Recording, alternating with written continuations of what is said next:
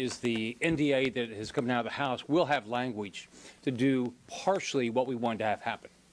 What we want to have happen is make sure that our military men and women will not continue to be discharged because for reasons, health reasons, they don't want to take the vaccine.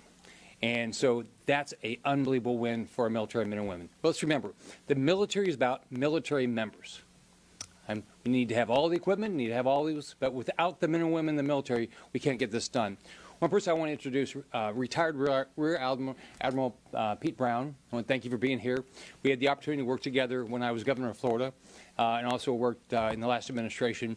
But he'll be available afterwards to talk about some of the stories he knows of Coast Guard members that have been discharged, that have their stories are horrible.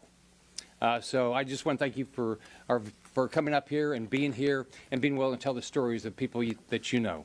So we still have to focus on the people that have been discharged. They need to be reinstated with back pay. These people have been injured. This is clearly doesn't make sense. It doesn't make sense for them. It doesn't make sense for our military. So now I think each of us have some stories. So I just want to tell you, pull up the wrong one. Tell you a couple of the stories that I've got.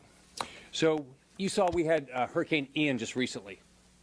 So one of the individuals was one of the swimmers that saved people in that hurricane. Biden called him, and then they're discharging him. Biden called to thank him. This is a hero that saved people's lives, and then right after that, this guy's going to get discharged. That doesn't make any sense. We've got another constituent that his dad has cancer, all right?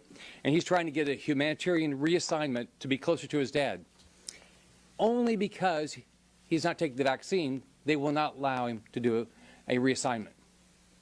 Not because he's not qualified, not because of any of these things. So look, I'm glad that it looks like in the NDAA that they're not going to continue to discharge people for not taking the COVID. I'm disappointed that it's not in there, that they're going to get reinstated with back pay. But I mean, we're heading in the right direction.